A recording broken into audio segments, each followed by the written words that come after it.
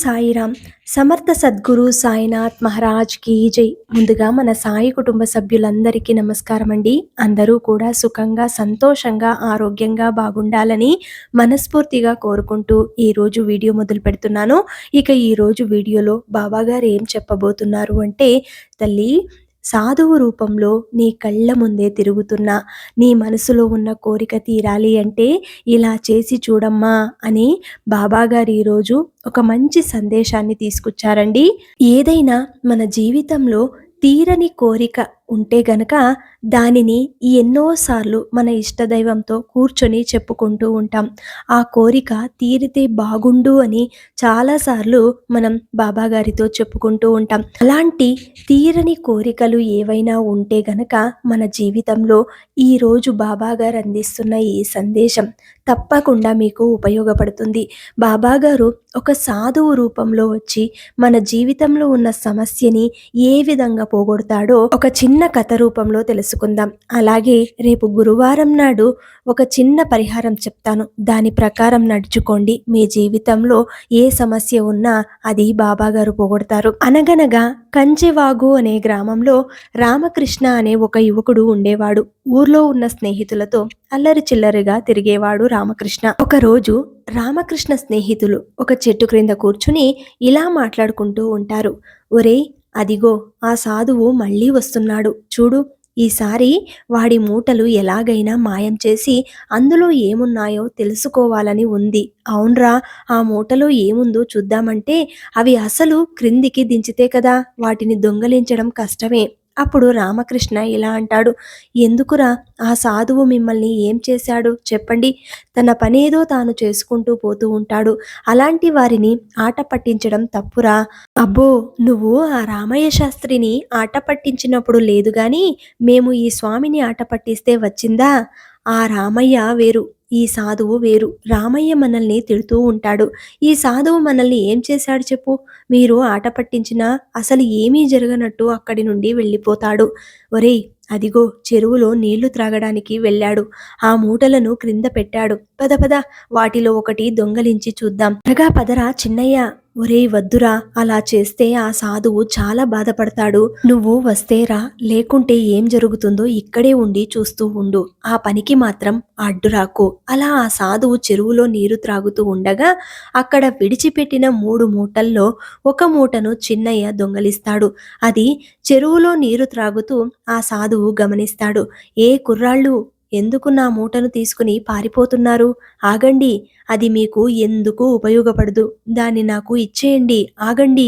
అలా ఆ సాధువు వెనుక నుండి అరుస్తున్నా వినిపించుకోకుండా ఆ మూటను తీసుకుని పారిపోయి చిన్నయ్య, చిట్టయ్య ఇద్దరూ ఒక గుహలోకి వెళతారు. అరే, త్వరగా తెరిచి చూడు, మళ్ళీ ఆ సాధువు ఇక్కడికి వచ్చేస్తాడు.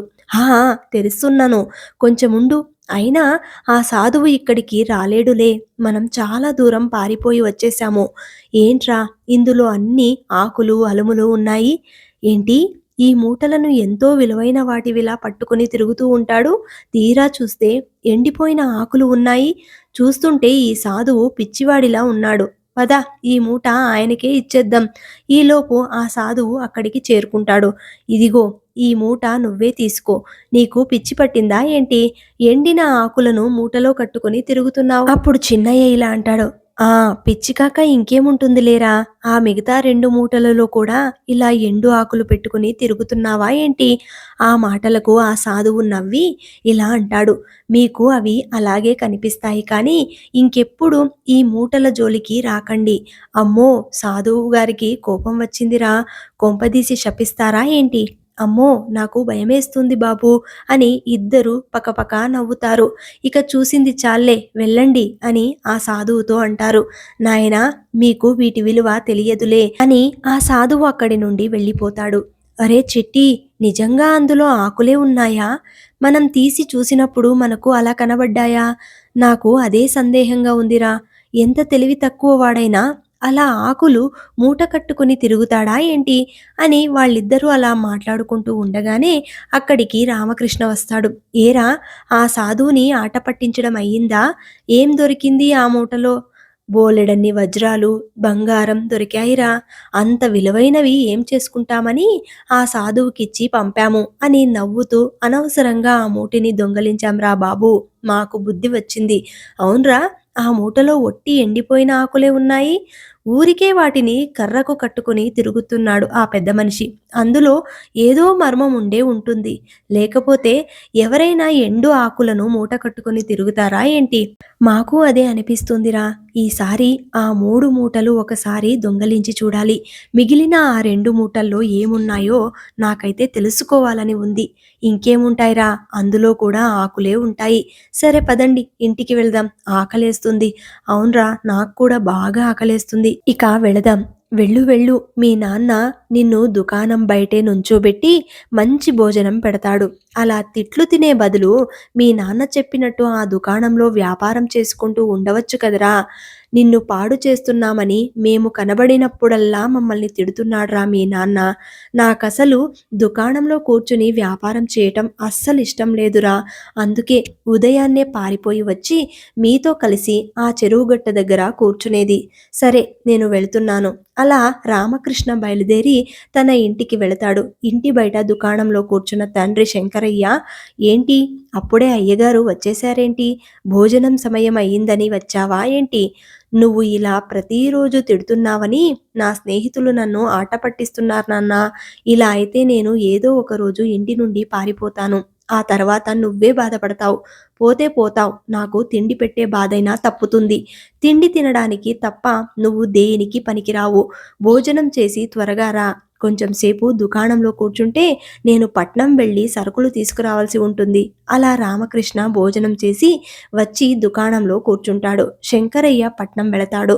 నాకు ఈ వ్యాపారం ఇష్టం లేదురా నాన్నా అని మొత్తుకున్నా కూడా వినిపించుకోకుండా నన్ను ఇక్కడ కూర్చోబెడతాడేంటో. అప్పుడు అక్కడికి ఒక మహిళ వచ్చి ఇలా అంటుంది, ఏరా రామకృష్ణ, మీ నాన్న బయటకెళ్ళాడా ఏంటి? నువ్వు దుకాణంలో కూర్చున్నావు? అవును రంగమ్మత్త, ఇంతకీ మీకేం కావాలి? ఇందులో 4 సరుకులు రాశాన్రా, వాటిని కొంచెం కట్టివ్వు. ఇదిగో అత్త, నువ్వు చెప్పిన సరుకులు కట్టాను. మొత్తం 2 వెండి కాసులయ్యాయి. అరే, డబ్బు తీసుకుని రావడం మర్చిపోయానే. రేపు వచ్చి ఇస్తాలే. నాకు తెలుసత్తా, మా నాన్న లేని సమయం చూసుకుని వస్తావు. మళ్ళీ అప్పు పెట్టి వెళ్ళిపోతావు.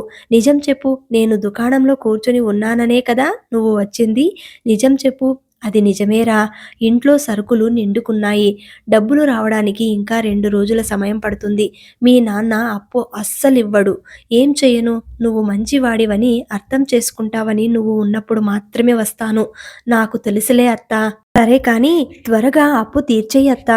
ఇదిగో సరుకులు, తీసుకెళ్ళు. అలా రామకృష్ణ ఎవరైనా సరుకులు అరువు కావాలంటే వారి పరిస్థితి అర్థం చేసుకుని సరుకులు అప్పుగా ఇస్తూ ఉండేవాడు. అది ఎంత మాత్రమో శంకరయ్యకు ఇష్టం ఉండేదే కాదు. అలా ఉండగా కొన్ని రోజుల తర్వాత సాధువు ఆ దుకాణం దగ్గరికి వస్తాడు. అయ్యా, చాలా దూరం నుండి వస్తున్నాను. బాగా ఆకలిగా ఉంది. కొంత పిండి ఇప్పిస్తే 4 రొట్టెలు చేసుకుంటాను. 4 కాకపోతే 10 రొట్టెలు చేసుకుని తిను. ఎవరొద్దన్నారు? 1 కిలో పిండి, 1 రాగి కాసు. డబ్బు చెల్లించి పిండి తీసుకెళ్ళు. నా దగ్గర డబ్బెక్కడుంటుందయ్యా? మీరే దయతలిచి నాకు కొంచెం పిండి ఇప్పించండి. మీకు ముందే ఒకసారి చెప్పాను, డబ్బులు లేకుండా నా దుకాణానికి రావద్దు అని. ఇలా వచ్చిన ప్రతోడికి దానం చేసుకుంటూ పోతే చివరికి నీలాగే నేను కూడా అడుక్కు తినాలి. వెళ్ళు వెళ్ళు. అలా సాధువు నీరసంగా వెళ్ళి ఒక చెట్టు క్రింద కూర్చుని ఉంటాడు. అక్కడికి రామకృష్ణ వస్తాడు. ఇదిగో సాధువు గారు, మీరు అడిగిన పిండి, దీంతో రొట్టెలు చేసుకోండి. నువ్వు ఎంత మంచివాడివి బాబు. నా ఆకలి తీర్చడానికి వచ్చావు. నువ్వు సుఖంగా ఉండాలి బాబు. సాధువు గారు, నాకు ఒక చిన్న సందేహం. మా స్నేహితులు మీ మూటని దొంగలించారు. అందులో ఎండాకులు తప్ప మరేమీ లేదంటగా? వాటిని మీరు ఎందుకలా మూట కట్టుకుని తిరుగుతున్నారు? అవి చాలా విలువైన వస్తువులు నాయనా. వాటిని సామాన్యులు చూసినప్పుడు అవి ఎండు ఆకులలాగా, రాళ్లల్లాగా కనిపిస్తాయి. అవునా? అయితే అందులో ఏమున్నాయో నేను తెలుసుకోవచ్చా?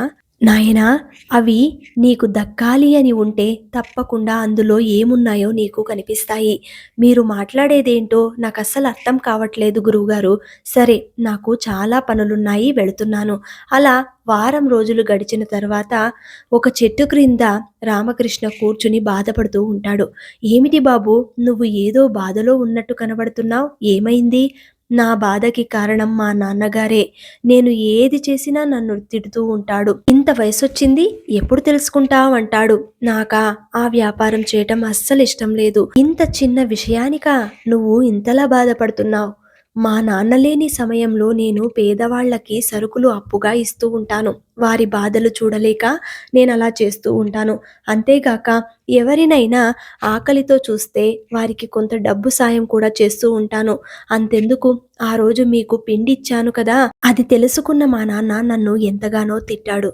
నాకు ఇల్లు వదిలి వెళ్ళిపోవాలని ఉంది. నీకు వ్యాపారం చేయడం ఇష్టం లేకపోతే మరి ఏం చేయాలనుకుంటున్నావు? నాకు రాజుగారి ఆస్థానంలో సైన్యాధ్యక్షుడిగా చేయాలని కోరిక ఉందండి. అందుకే చిన్నతనంలో నేను కొన్ని యుద్ధ విద్యలు కూడా నేర్చుకున్నాను. అయితే నేను నీకు ఈ 3 మూటలు ఇస్తాను. అయితే వీటిని నువ్వు సమయానుకూలంగా వాడితే నీకు అంతా మంచే జరుగుతుంది. కానీ వీటి గురించి నువ్వు ఎవ్వరితోనూ చెప్పకూడదు. సాధువుగారు, వాటిని తీసుకుని నేనేం చేయను? చూడు, ఇప్పుడు నేను నీకు చెప్పిన మంత్రం ఒకసారి చెప్పిన తర్వాత నీకు కావలసిన మూట తెరిచి చూడు. ఇదిగో, ఇది మొదటి మూట. ఇందులో ఒక దివ్య ఔషధం ఉంటుంది. ఇది ఎంత పెద్ద జబ్బునైనా ఇట్టే తగ్గిస్తుంది. ఈ రెండో మూటలో నీకు కావలసినంత డబ్బు ఉంటుంది.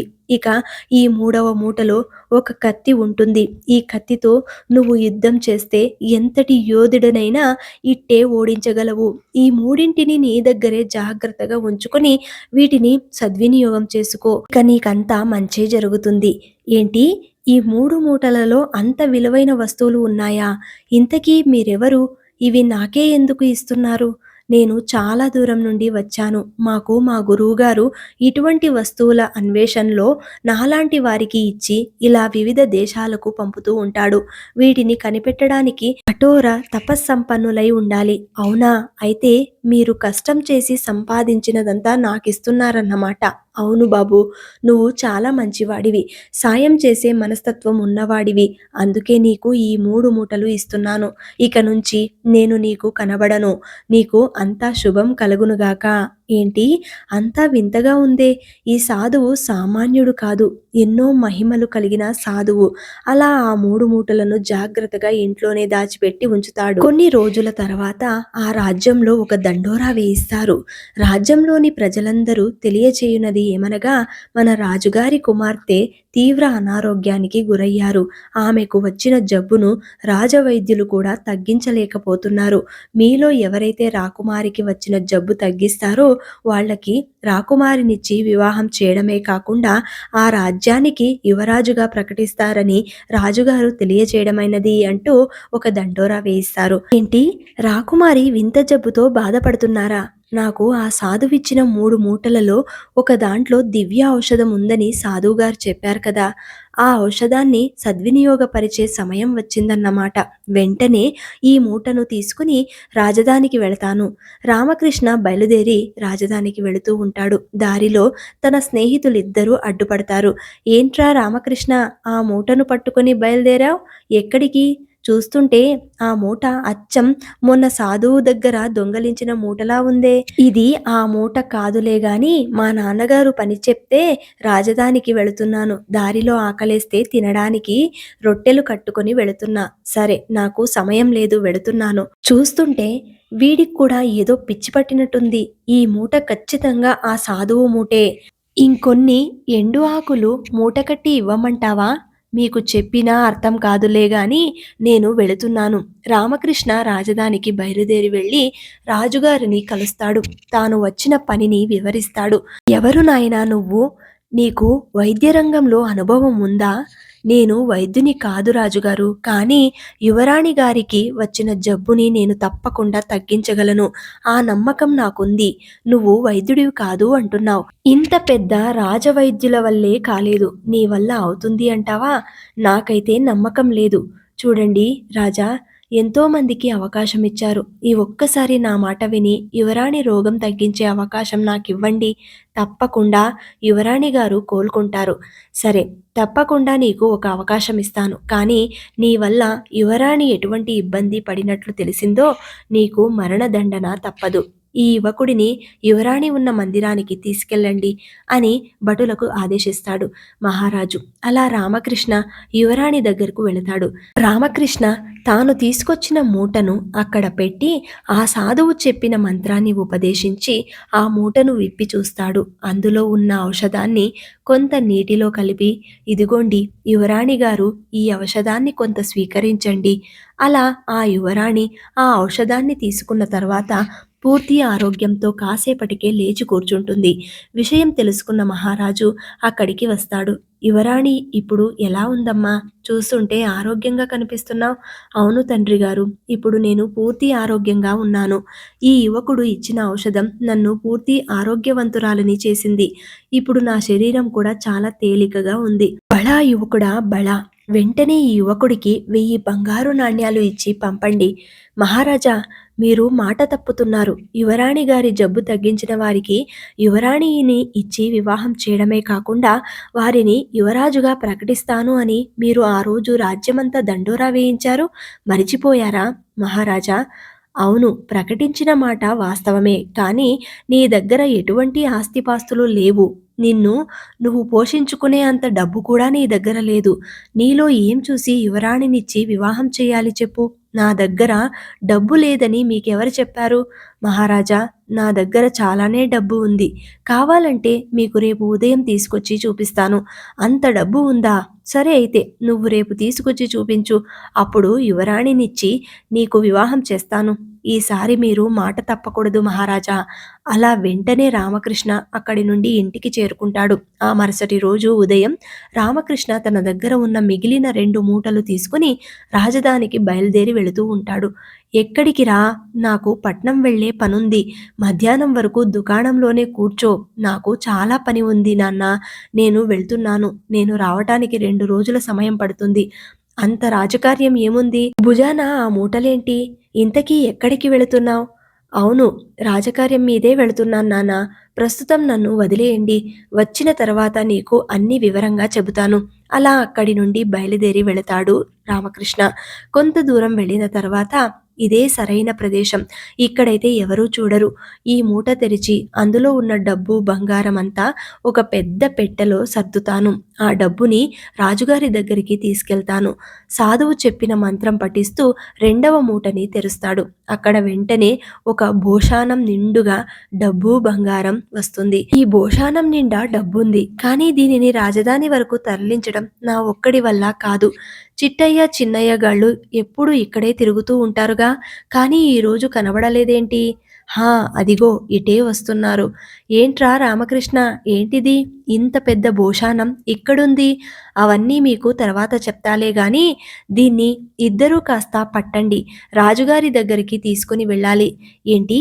ఇంత పెద్ద భోషానం మేమిద్దరూ మోయాలా? మాకు చాలా పనులున్నాయి. నువ్వే తీసుకుని వెళ్ళు. చూడండి, దీని నిండుగా డబ్బు బంగారం ఉంది. దీన్ని గనుక మీరు రాజుగారి ఆస్థానం వరకు తరలించగలిగితే మీకు మంచి బహుమతి ఇస్తాను. పైగా మీకు రాజుగారి కొలువులో మంచి ఉద్యోగం కూడా ఇప్పిస్తా. నువ్వేం చెప్తున్నావో మాకు అర్థం కావటం లేదురా. సరే పద, ఈ భోషానం మోసుకుని పోదాం. అలా రామకృష్ణ ఇద్దరి స్నేహితుల సహాయంతో ఆ భోషానాన్ని రాజుగారి ముందు ఉంచుతాడు. మహారాజా, ఇదిగోండి ఈ భోషానం నిండా మీకు కావలసిన వజ్రాలు, బంగారం, ఇంకా బోలెడంత డబ్బు కూడా ఉంది. ఇదే కాకుండా నా దగ్గర ఇంకా ఎంతో డబ్బు ఉంది. ఆహా, అయితే నీ దగ్గర యువరాణిని పోషించేంత డబ్బు ఉందన్నమాట. సరే అయితే నిన్ను యువరాణికిచ్చి వివాహం చేయడానికి నాకు ఎటువంటి అభ్యంతరమూ లేదు. అయితే నేను యువరాణిని వివాహమాడి ఈ రాజ్యానికి యువరాజు అయినట్టే కదా మహారాజా. అది నువ్వు తప్పుగా ఆలోచిస్తున్నావు. ఈ రాజ్యానికి రాజు కావాలంటే నీలో ధైర్య సాహసంతో పాటు శత్రువులను ఎదుర్కొనే అన్ని విద్యలో నైపుణ్యం సంపాదించిన వాడివై ఉండాలి. అంటే యుద్ధ విద్యలలో నైపుణ్యం ఉండాలి. అవి నీకు ఉన్నాయా? ఎందుకు లేవు మహారాజా? నేను ఈ రాజ్యాంగంలో ఎవరినైనా ఓడించగలను. కావాలంటే మీరు నన్ను పరీక్షించుకోవచ్చు. అయితే ఈ రాజ్యంలో యుద్ధ విద్యలలో యోధుడు మా సైన్యాధ్యక్షుడు. నువ్వు గనక అతనిని ఓడించినట్లయితే నువ్వు యువరాజు అయ్యే అర్హత సంపాదిస్తావు. తప్పకుండా మహారాజా, వెంటనే సైన్యాధ్యక్షుల వారితో పోటీ ఏర్పాటు చేయించండి. అలా సైన్యాధ్యక్షుడితో పోటీ పడే ముందు తన దగ్గర ఉన్న 3వ మూటను మంత్రం పఠించి తెరిచి అందులో ఉన్న కత్తిని బయటకు తీస్తాడు. వెంటనే సైన్యాధ్యక్షుడితో పోటీలోకి దిగుతాడు. ఆ కత్తితో సైన్యాధ్యక్షుడితో పోటీపడి అతన్ని ఓడిస్తాడు రామకృష్ణ. బళా యువకుడా బళా, నువ్వు మా సైన్యాధ్యక్షుల వారినే ఓడించావు అంటే యుద్ధ విద్యలలో ఆరితేరిన వాడివి. నువ్వు ఈ రాజ్యానికి యువరాజు అయ్యే పూర్తి అర్హత ఉన్నవాడివి. నీకు మా యువరాణినిచ్చి వివాహం చేయటమే కాకుండా నిన్ను యువరాజుగా ఈ క్షణమే ప్రకటిస్తున్నాను అని రాజుగారు అనగానే రామకృష్ణ సాధువును తలుచుకుని మనసులో దండం పెట్టుకుంటూ, చాలా కృతజ్ఞతలు మహానుభావ, నేను మిమ్మల్ని తక్కువ అంచనా వేశాను. నేను చేసిన చిన్న దానానికి మీరు నాకు ఇంత పెద్ద బహుమతి ఇచ్చారు. చాలా కృతజ్ఞతలు. అలా రామకృష్ణ యువరాణిని వివాహం చేసుకోవడమే కాకుండా త్వరలోనే ఆ రాజ్యానికి రాజు కూడా అవుతాడు. ఈ విధంగా చిన్న దానమా పెద్ద దానం అనేది ఉండదు. నువ్వు మనస్ఫూర్తిగా చేసిన ఏ చిన్న దానమైనా సరే నీకు సంపూర్ణమైన ఫలితాన్నైతే ఇస్తుంది. ఈరోజు బాబాగారు చాలా గొప్ప సందేశాన్ని ఇచ్చారండి ఈ కథ రూపంలో. అలాగే రేపు గురువారం నాడు మీ జీవితంలో ఉన్న కష్టాలు పూర్తిగా తొలగిపోవాలంటే ఈ చిన్న సాధన అనేది చేసి చూడండి. అది రేపే మొదలు పెట్టండి. ఆ సాధన ఎలా ఉండాలి అంటే, ఒక గురువారం నాడు మొదలుపెట్టండి. ఎవరికీ తెలియకుండా రహస్యంగా మీ మనసులోనే సాయి నామస్మరణం చేయండి. 48 రోజులు చేయాలి. ఈ సాధన ఏ విధంగా ఉండాలంటే, మీ యొక్క కోరిక ఈ 48 డేస్లో ఖచ్చితంగా నెరవేరేలాగా ఉండాలి. మనస్ఫూర్తిగా బాబాగారి 11 వచనాలను సంతృప్తిగా వాటిని నెమరివేసుకుంటూ వాటిని తూచా తప్పకుండా పాటిస్తూ బాబా నామస్మరణం ఏదైనా ఒక మంత్రాన్ని బాబాగారి మంత్రాన్ని తీసుకుని మీ మనస్సులోనే సాధన చేసుకోండి. 48 రోజులు గట్టి సంకల్పం చేసుకుని మంచిగా ప్రవర్తించండి. మీరు చేసే సాధన ఏ విధంగా ఉండాలంటే బాబా గారికి నచ్చే విధంగా ఉండాలి. మీకు ఎప్పుడైతే బాబా గారి కలలు వస్తాయో, బాబా గారు ఎక్కడ చూసినా కనిపిస్తూ ఉంటారో అప్పుడు తప్పకుండా బాబా గారి ధ్యానంలో మీరు లీనమైనట్టు బాబా గారు అడుగడుగున మీ చెంత ఉన్నట్టు మీకు అనిపిస్తుంది. మరి ఇలాంటి సాధన మీరు 48 డేస్ చేసి చూడండి. 48 డేస్లో మీరు అనుకున్న కోరిక తప్పకుండా నెరవేరుతుంది. ఇది ఖచ్చితంగా జరుగుతుంది. ఎందుకంటే బాబా గారి మీద నమ్మకంతో చేసే ఏ ప్రయత్నమైనా సరే సక్సెస్ని సాధించగలుగుతారు. ఇది చేసి చూడండి. ఇది చేశాక ఈ సాధన గురించి ఇంకా ఒక 10 మందికి అందేలాగా చెప్పండి. ఈ వీడియోని షేర్ చేయండి, లైక్ చేయండి. మళ్ళీ ఇంకొక మంచి సందేశంతోటి మీ ముందుంటాను. అంతవరకు సెలవు. సర్వే జన సుఖినో భవంతు. సర్వం శ్రీ సాయినాథార్పణమస్తు.